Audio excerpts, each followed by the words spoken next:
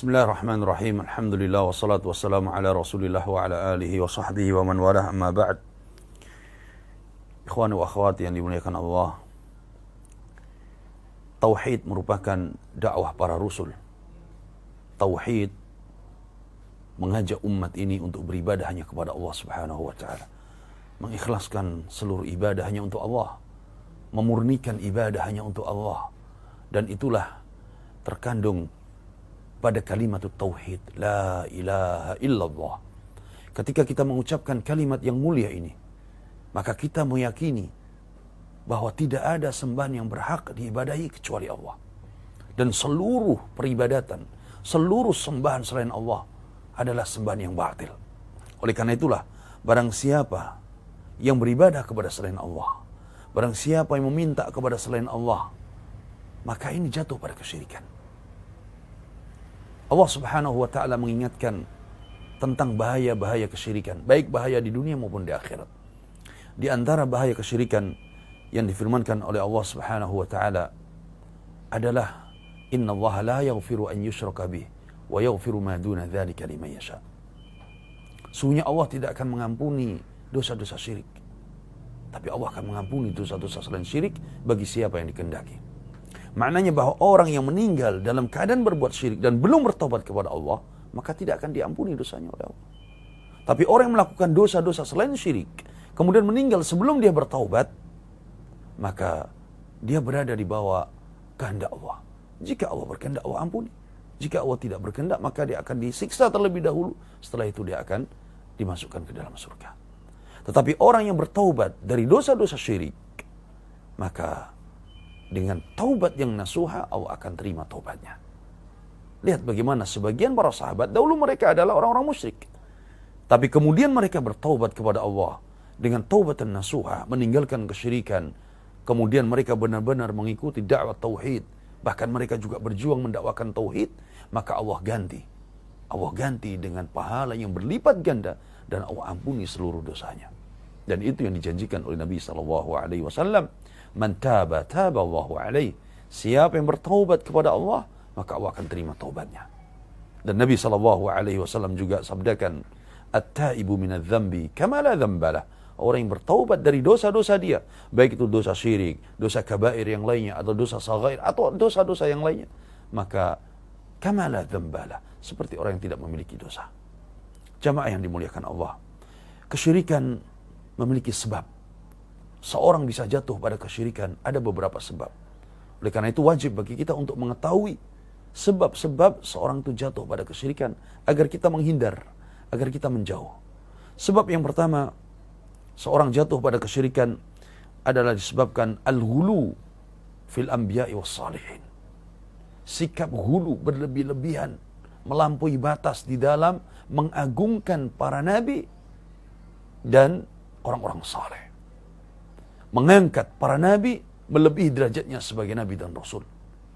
Begitu juga mengagungkan orang saleh melebihi derajatnya, ya, sampai-sampai dia meminta kepada orang saleh, ya, meyakini bahwa orang saleh bisa memberikan manfaat dan madarat. Nah, ini hal-hal yang merusak keimanan dan akidah, merusak tauhid, sehingga dia jatuh pada kesyirikan. Allah Subhanahu wa taala firmankan, ya ahlal kitab la taghlu fi dinikum. Wahai ahlul kitab, jangan kalian berbuat ghulu di dalam agama kalian.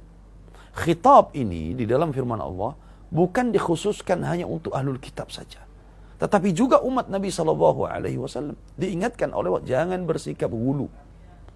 Karena sikap ghulu ini bisa menjerumuskan pada kesyirikan, bahkan kekufuran. Nabi SAW mengingatkan, iyyakum wal ghulu fa innama ahlaka man kana qablakum al-ghulu. Jauhilah oleh kalian sikap berlebih-lebihan, ghulu. Karena umat-umat terdahulu dibinasakan oleh Allah karena sikap ghulu tersebut. Maka berlebih-lebihan, melampaui batas di dalam mencintai dan mengagungkan orang-orang saleh bisa menyerumuskan seorang pada kesyirikan. Sebab yang kedua yang bisa menjerumuskan seorang pada kesyirikan adalah mengagungkan kuburan. Mengagungkan kuburan dari yang semestinya. Yang kuburan itu adalah tempat di mana jenazah dikuburkan. Tetapi kemudian diagung-agungkan sampai dijadikan tempat ibadah. Ini menjerumuskan seorang pada kesyirikan yang akhirnya orang itu akan meminta di kuburan.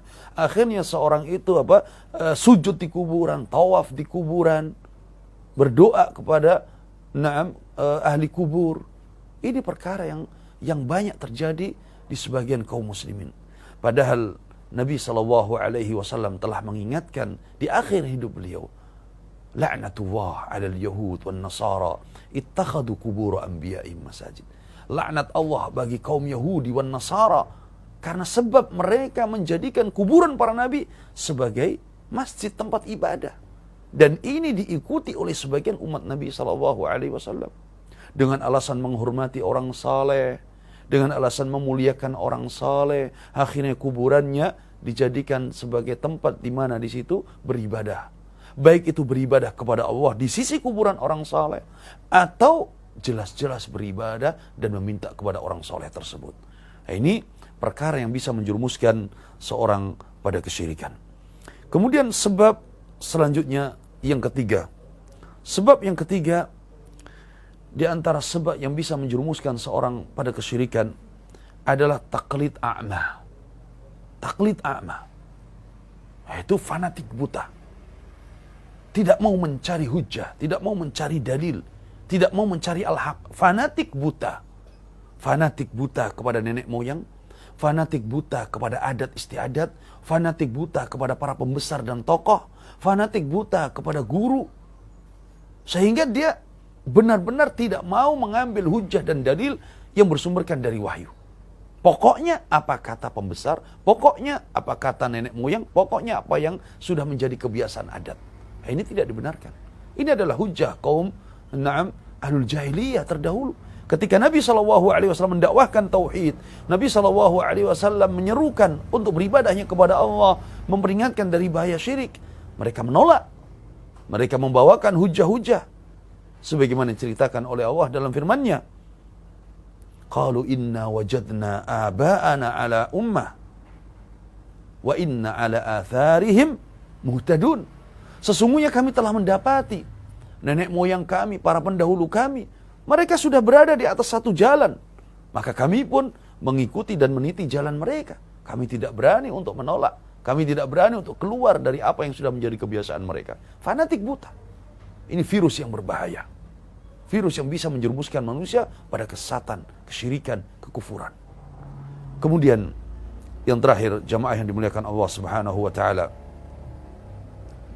Sebab seorang jatuh pada kesyirikan adalah du'atis su' wad dhalal. Du'atus su' wad dhalal. Munculnya para dai-dai yang menyeru kepada kesyirikan dengan hujah menghormati orang-orang saleh. Para dai-dai menyerukan untuk mengagungkan orang-orang saleh yang sudah meninggal.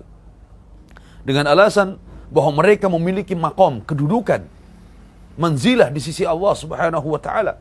Bahwa dengan doa kepada mereka, doa kita akan lebih cepat diterima oleh Allah Subhanahu wa taala. Ingat, dai disebutkan oleh Nabi SAW ada dua. Yang pertama adalah dai du'atul huda. Dai yang menyeru kepada petunjuk. Dai yang menyeru kepada jalan yang lurus. Yang kedua adalah du'atun ila abwabi jahannam. Dai yang menyeru kepada pintu-pintu jahannam. Siapa yang mengikuti seruannya, maka dia akan terjerumus pada jahannam. Sehingga kita harus benar-benar tahu dakwah yang diajarkan ini mengajak kepada tauhid, mengajak kepada sunnah, mengajak untuk beribadah hanya kepada Allah atau sebaliknya. Maka jamaah yang dimuliakan Allah Subhanahu wa taala, doa yang kita panjatkan, doa yang kita sampaikan kepada Allah, langsung kepada Allah. Langsung kepada Allah, dan Allah berjanji. Allah berjanji bahwa Allah Subhanahu wa taala akan mengabulkan doa-doa hambanya. Wa idza sa'alaka ibadi anni fa inni qarib ujibu da'watad da'i idza da'an. Kalau hambaku bertanya tentang aku, jawab wahai Nabi. Hambaku bertanya tentang aku, jawab wahai Nabi. Aku dekat kepada hambaku. Aku menerima doa-doa hambaku apabila mereka berdoa.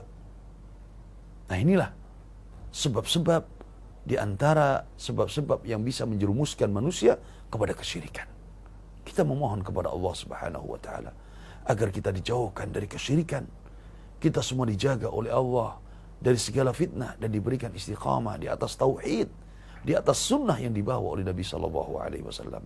Hadza wallahu a'lam wa sallallahu ala nabiyyina Muhammad wa ala alihi wa sahbihi wasallam walhamdulillahi rabbil alamin.